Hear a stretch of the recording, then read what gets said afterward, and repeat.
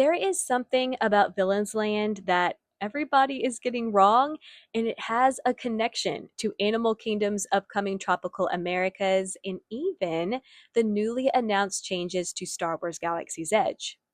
As promised, I am back with more to say about that jam packed Wall Street Journal piece from a few weeks ago that produced a whole range of headlines from what Imagineering wanted to build in recent years but wasn't allowed to how both Bob Iger and Bob Chapek's styles and priorities affected Imagineering, to Bruce Vaughn's return and what he is doing to improve morale, and one of the article's final reveals, which is that some Imagineers are most excited about Magic Kingdom's Villains Land because it is the closest thing to an original land stateside in roughly 25 years. This distinction about Villains Land is something we have been hearing for a while, as there seems to be this unofficial consensus that the future land is going to be a departure from theme park lands in the past. But I'm here to tell you that's not entirely true.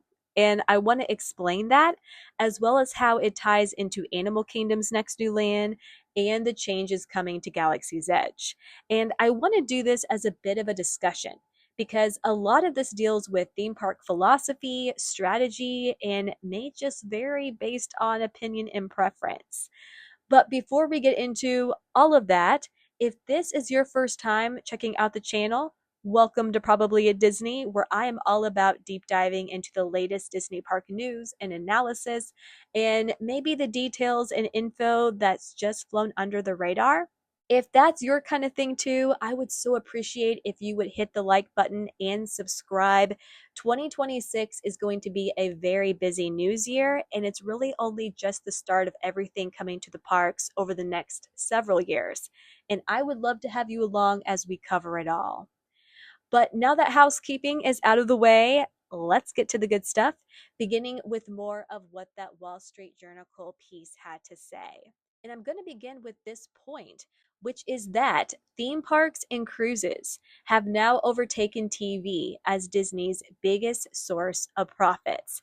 And Disney is now counting on this division of the company as its cash cow for the rest of the decade and beyond. However, as the article goes on to explain, and I'm so glad they reported this, theme park attendance has been flat, with financial growth driven in part by price increases. This is something many of us theme park fans have known and has been a major cause of concern. But now that Disney is committed to investing in the parks and building new experiences, Imagineers are now facing heightened pressure to deliver on this new slate of projects both on time and on budget. And after a rough number of years, major internal changes, and now with former Imagineer Bruce Vaughn as the president of Walt Disney Imagineering. But one thing that seemingly isn't changing at Imagineering is perhaps its most controversial rule, and that is Bob Iger's mandate that new attractions must incorporate IP. And in case that acronym is new to you, IP means intellectual property. So, in the simplest terms, Imagineers just can't build anything new unless it's based or rooted or inspired by a movie or character from Disney's various entertainment divisions. That is why we're getting an Encanto dark ride, a Monsters Inc. land, a Muppets coaster, a Cars themed space in Frontierland, and not rides and experiences based on original storylines that Imagineers dreamed up themselves, like Dinosaur, Expedition Everest, Haunted Mansion, and Pirates of the Caribbean. But the lack of original is not because Imagineering hasn't tried. According to this Wall Street Journal article, Barbara Buza, who served as the president of Walt Disney Imagineering from 2020 to 2024, said that at every all hands meeting, she would ask when they would get to create new Imagineering original stories again, like the Haunted Mansion and Pirates. Sadly, it doesn't sound like she ever got her answer during her tenure, which again ended in 2024. But the article seems to suggest that Villain's Land is a kind of exception, And like I said at the top, that's just not entirely accurate. Let me explain.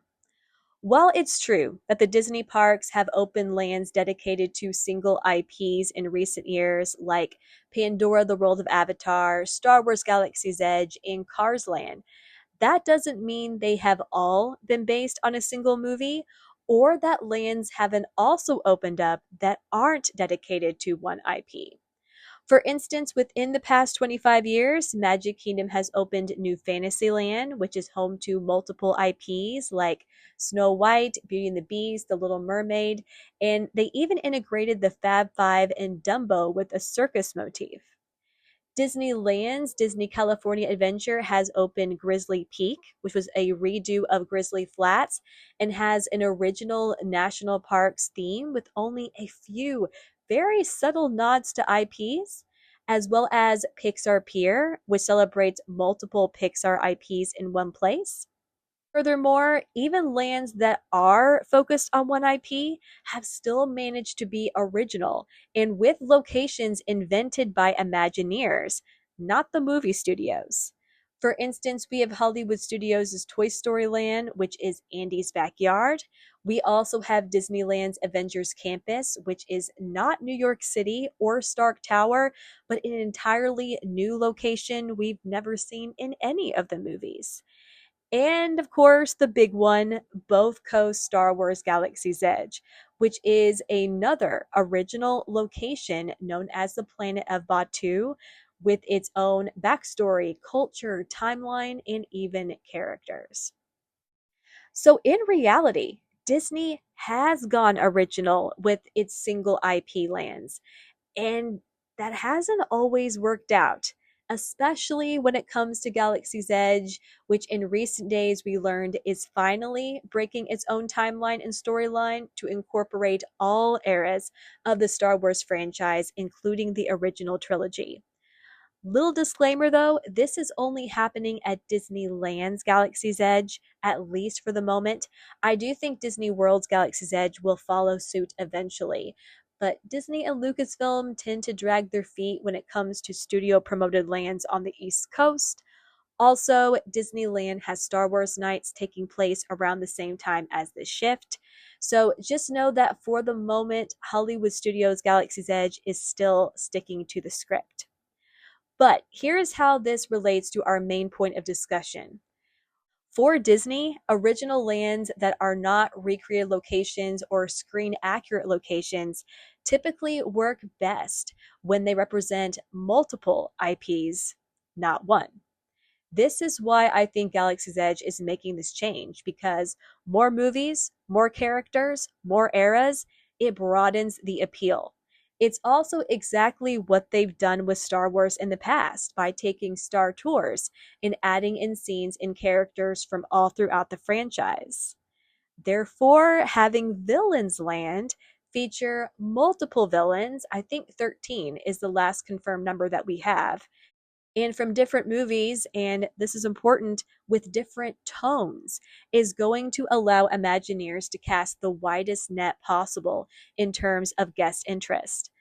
I've mentioned this in past videos, but I do think tone has to be a concern for Disney in terms of Villains Land.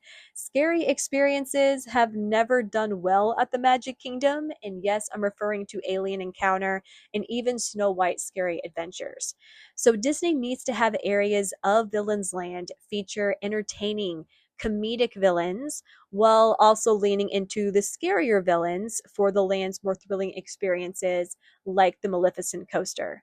It is the smartest strategy, and it's one that makes an original land, not an on screen location, make sense in the parks.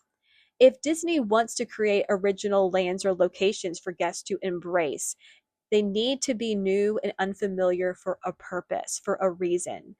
Since Galaxy's Edge only focused on one era and one set of characters, there was no reason for it not to be screen accurate and follow in the tradition of Universal's Wizarding Worlds of Harry Potter.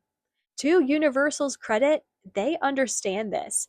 It's why Epic Universe's Dark Universe has Darkmoor to explain why various monsters from different movies are now in one place. But when they only focus on one IP, like How to Train Your Dragon, they went screen accurate. I also want to address the reality that Villains Land is not even the first new original land opening at Walt Disney World. That title belongs to Animal Kingdom's Tropical Americas, which is going to have its own unique narrative and backstory. The village is called Pueblo Esperanza. And while it is inspired by Central and South America, it's also incorporating multiple IPs, namely Encanto and Indiana Jones. In contrast, though, Magic Kingdom's Piston Peak and Hollywood Studios' Monstropolis are taking different routes since they're focusing on one IP and therefore they're going screen accurate. Piston Peak is supposed to be based on Piston Peak from the Cars universe's Planes, Fire, and Rescue, and Monstropolis, of course, is from Pixar's Monsters, Inc. So, to wrap this up, I believe Disney has learned to either go screen accurate with the lands that are just about one IP or movie, while those celebrating multiple characters and brands need to have an original land. And Magic Kingdom's Villains Land is not leading that charge. It's not breaking a 25-year streak. If anything, it's likely learned from original theme park lands of the past. It's a return to form, and honestly, how Walt Disney designed his theme park lands in creating these shared homes for characters in films belonging to similar genres. But what do you think? Do you agree? Do you have a different opinion? Is this the right direction for Villains Land in Galaxy's Edge? Is Villains Land being somewhat falsely represented? Please do share your thoughts in the comment section. I'm especially interested to hear them on this topic since we covered a whole range of subjects and bases today. And if you haven't already, please do hit that like button and subscribe for more theme park news and analysis and topics that don't always get the attention that they deserve. But regardless, thank you for taking the time to watch and to listen, and I hope you have a magical day.